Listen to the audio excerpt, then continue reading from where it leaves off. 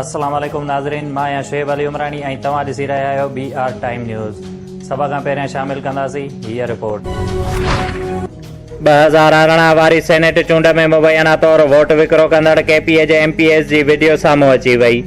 Vote विकिरो कंदड़ MPS अॻियां पैसनि जा ढेर लॻल KPA जे मौजूदा कानून वारे वज़ीर सुल्तान महमद खे बि रक़म वसूल कंदे ॾिसी सघिजे थो। PTI जे MPS सरदार इदरीस, औरत मेंबर मेराज हुमायूं ऐं दीना खान खे पैसा वठंदे ॾिसी सघिजे थो। PTI MPS खे पैसा ॾींदड़ मोहम्मद अली पाशा पीपल्स पार्टीअ जो 2018 में MPA हुयो। 2018 जी सेनेट चूंड मुबैना तौरु वोट विकिरो करण जे इल्ज़ाम हेठि आयल KPA जो कानून वारो वज़ीर सुल्तान महमूद इस्तीफ़ा ॾेई छॾी। वज़ीर आज़म KPA जे वॾे वज़ीर खे कानून वारे वज़ीर सां वीडियो साम्हूं अचण बैदि इस्तीफ़ा वठण जी हिदायत कई हुई। मार्च में मार्च थींदो ऐं हिननि सां डी चौक ते हिसाब थींदो। इस्टेब्लिशमेंट खे आसान सेनेट चूंड खटाइण, बजट पास कराइण में मदद लाइ चवंदड़ तकरारी बणाए रहिया आहिनि।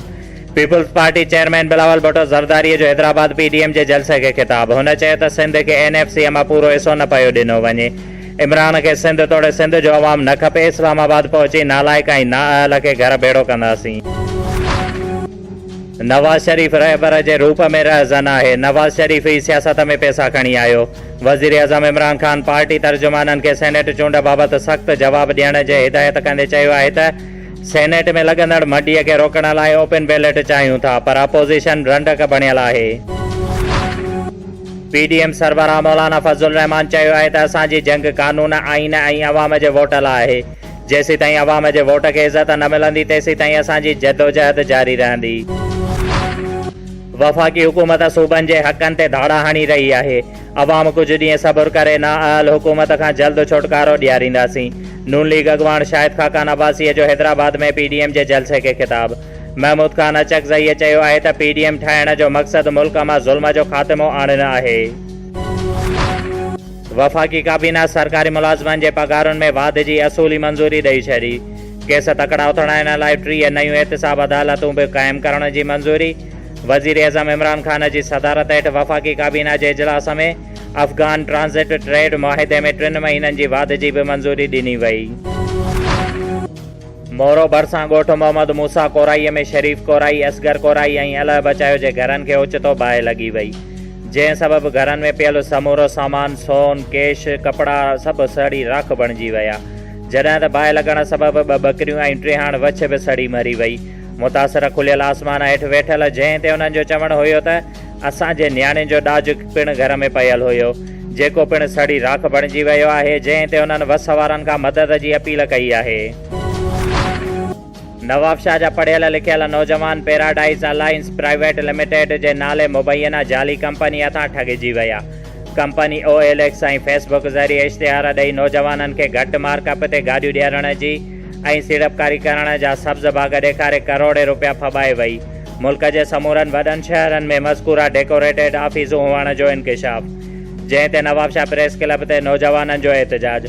FIA ऐं ॿियनि वफ़ाक़ी ऐं सूबाई इदारनि खे जांच जो मुतालबो करे छॾियो, जंहिं ते मालूम थियो आहे त मेगा फ्रॉड जो मुख्य किरदारु ठारूशा वासी निहाल खान बालादी आहे, जेको कॾहिं पाण खे आसिफ़ मेमण त कॾहिं साईं बाबा जे नाले सां सॾाए थो, जेको मुल्क मां करोड़े रुपयनि जो फ्रॉड करे दुबई फरार थी वियो आहे ऐं उतां हू ग़रीब बेरोज़गारनि खे ठॻण जो कमु 10 सालनि खां सरअंजाम ॾेई रहियो आहे, जंहिं ते हुननि supreme court of Pakistan, army chief नेब, FIA ऐं ॿियनि वस वारनि खां अपील कई आहे त मुल्क जे बेरोज़गारनि जे ठॻियल पैसनि खे वापसि कराइण समेत निहाल बालादी ऐं उन में मुलविस समूरनि जवाबदारनि खे जल्द खां जल्द गिरफ़्तार कयो वञे।